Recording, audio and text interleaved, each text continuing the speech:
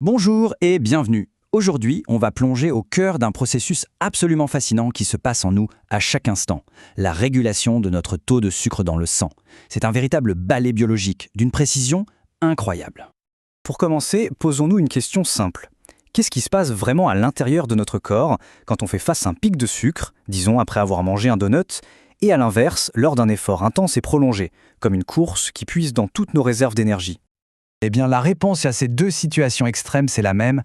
Tout repose sur un système interne d'une complexité folle qui cherche en permanence à maintenir l'équilibre. Et c'est justement cet acte d'équilibrage qu'on va décortiquer ensemble. Alors, pour bien comprendre ce balai, il faut d'abord saisir le défi fondamental que notre corps doit relever en permanence. C'est un vrai dilemme, comment maintenir une stabilité énergétique constante. Et voici le chiffre clé de toute cette histoire. La concentration de sucre, de glucose dans notre sang doit rester dans cette fourchette incroyablement étroite, entre 0,8 et 1,1 g par litre. Pas plus, pas moins. C'est d'une précision d'horloger et c'est absolument vital.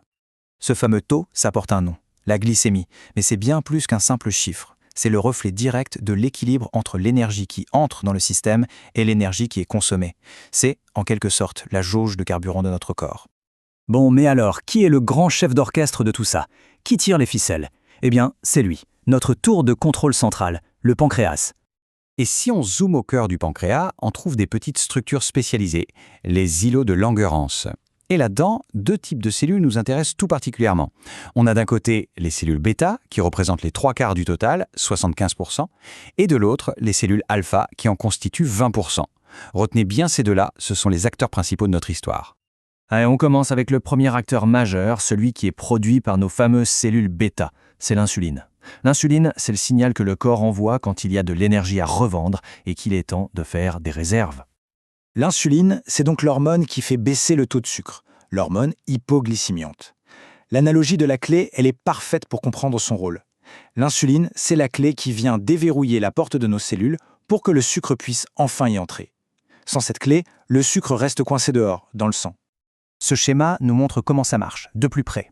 Quand le taux de sucre dans le sang monte, le glucose entre tout seul, directement, dans les cellules bêta du pancréas. C'est le signal de départ. Ça déclenche toute une cascade de réactions à l'intérieur qui aboutit à une chose. La cellule libère l'insuline qu'elle avait stockée. Et hop, l'insuline part dans le sang pour aller faire son travail. C'est une réponse immédiate et parfaitement calibrée. Alors concrètement, qu'est-ce qu'elle fait cette insuline? Ses actions sont cruciales. D'abord, elle va dire aux muscles et aux graisses « Ouvrez grand la porte et prenez ce sucre ». Ensuite, elle donne un ordre très clair au foie. Toi, tu prends ce surplus de sucre et tu le stockes pour plus tard. C'est notre fameux glycogène, le garde-manger énergétique du corps. Et en même temps, elle lui dit d'arrêter de produire lui-même du glucose. C'est vraiment le gestionnaire de l'abondance. D'accord, mais que se passe-t-il quand le niveau d'énergie baisse? Entre les repas ou pendant un long effort, par exemple? C'est là qu'intervient la deuxième hormone clé, son opposé, le glucagon. Lui, c'est le signal de libération. Le glucagon, qui est produit par les cellules alpha, fait exactement l'inverse de l'insuline. C'est l'hormone qui fait monter le taux de sucre. Son message est très simple et il est destiné au foie. Il est temps d'ouvrir le garde-manger et de libérer nos réserves d'énergie dans le sang. Et là, on a un tableau parfait de cet équilibre. D'un côté, l'insuline, qui entre en jeu quand la glycémie est haute pour ordonner le stockage. De l'autre, le glucagon, qui s'active quand la glycémie est basse pour ordonner la libération. Ils forment un duo parfaitement antagoniste, mais surtout incroyablement complémentaire. C'est le yin et le yang de notre gestion de l'énergie. Et voici la vue d'ensemble, le tableau complet. Tout part du pancréas au centre, qui est le grand aiguilleur. Selon les besoins, il envoie soit l'insuline, soit le glucagon, principalement au foie pour qu'il gère les stocks. Et pendant tout ce temps, les autres organes, comme le cerveau, les muscles, le cœur, eh bien eux, ils puisent directement dans le sang le glucose dont ils ont besoin pour fonctionner. C'est un réseau de communication permanent et ultra efficace. Tout ce système est réglé comme une horloge suisse. Mais que se passe-t-il lorsque ce mécanisme si délicat se dérègle quand l'équilibre se rompt?